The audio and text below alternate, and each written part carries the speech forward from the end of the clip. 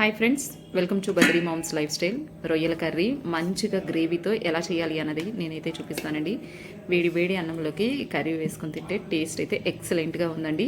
ఏ non veg curry చేసినా మనం దాంట్లో ప్రిపేర్ చేసే మసాలాను బట్టే కర్రీకి అయితే టేస్ట్ అయితే వస్తుందండి.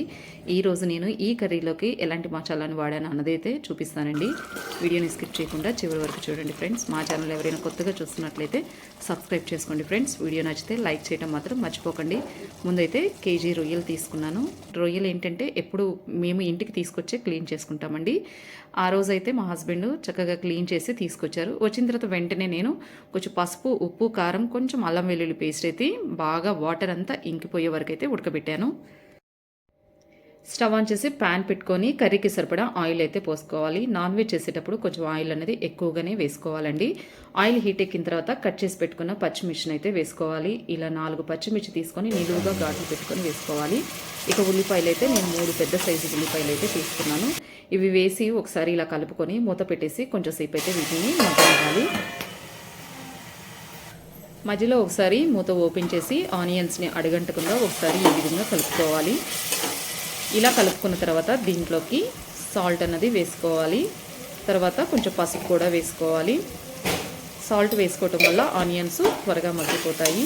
ఒకసారి ఇదంతా బాగా కలుపుకొని మూత పెట్టేసి ఆనియన్స్ని అయితే కొంచెంసేపు మగ్గనివ్వాలి. ఈలోపు మనము కర్రీకి సరిపడా మసాలాను అయితే ప్రిపేర్ చేసుకోవాలి. స్టవ్ ఆన్ చేసి చిన్న ప్యాన్ పెట్టుకొని దీంట్లోకి 2 స్పూన్స్ ధనియాలు, 1 స్పూను జీలకర్ర ఇవి వేసిన తర్వాత ఒకసారి ఇలా కలుపుకోవాలి. తర్వాత దీంట్లోకి 1 స్పూను మిరియాలు, చెక్క, లవంగ, యాలకులు కూడా వేసుకొని ఒకసారి ఇదంతా మళ్ళీ బాగా రోస్ట్ చేసుకోవాలి. దీంతోపాటు దీంట్లోకి ఎండుమిర్చి కూడా వేసుకోవాలి. రొయ్యల కర్రీ కొంచెం స్పైసీగానే చేసుకోవాలండి, లేకపోతే కర్రీ తీయగా వస్తుంది.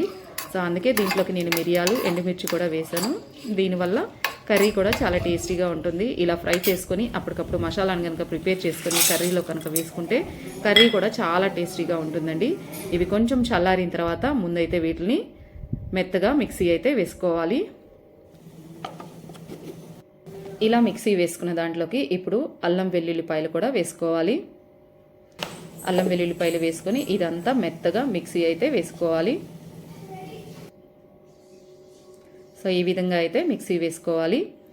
ఇప్పుడు మూత ఓపెన్ చేసి ఒకసారి మళ్ళీ ఆనియన్స్ అంతా బాగా కలుపుకోవాలి.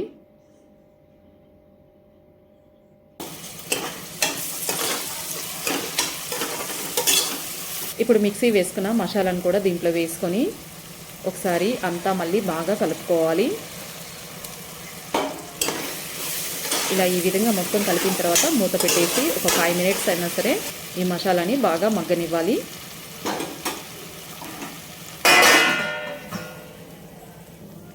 ఫైవ్ మినిట్స్ తర్వాత మూత ఓపెన్ చేసి అడగంటకుండా మళ్ళీ ఈ ఆనియన్స్ అంతా బాగా కలుపుకోవాలి.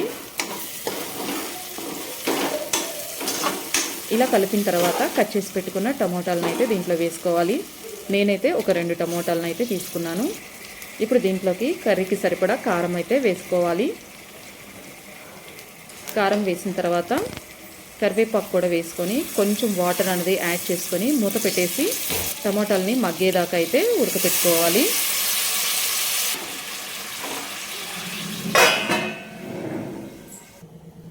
మధ్యలో ఒకసారి మూత ఓపెన్ చేసి కర్రీని అడగంటకుండా ఈ విధంగా కలుపుకోవాలి.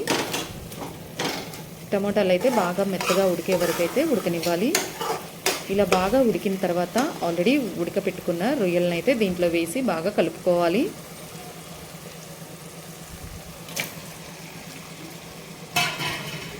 రొయ్యలకి బాగా మసాలా పట్టిన తర్వాత మూత పెట్టేసి ఒక 5 మినిట్స్ అయితే దీన్ని బాగా మగ్గనివ్వాలి.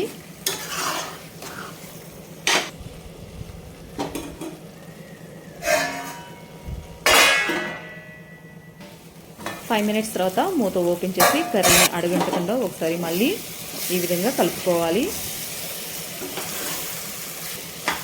ఇలా కలిపిన తర్వాత ఇప్పుడు దీంట్లోకి కొంచెం వాటర్ అన్నది యాడ్ చేసుకోవాలి.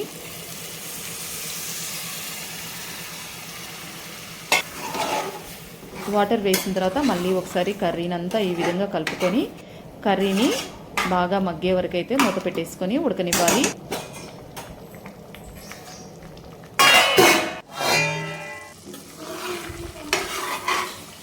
మధ్య మధ్యలో మూత ఓపెన్ చేసుకుని కర్రీని అడగంటకుండా కలుపుకుంటూ ఉండాలి.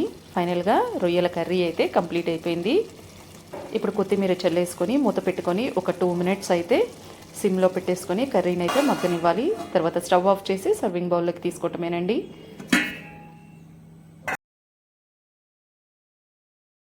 అంతేనండి, చాలా సింపుల్గా చక్కగా గ్రేవీతో రొయ్యల కర్రీ అయితే కంప్లీట్ అయిపోయింది. ఇలా మసాలా ప్రిపేర్ చేసుకొని అప్పటికప్పుడు కర్రీ కనుక చేసుకుంటే కర్రీ కూడా చాలా టేస్టీగా ఉంటుందండి. ట్రై చేయండి.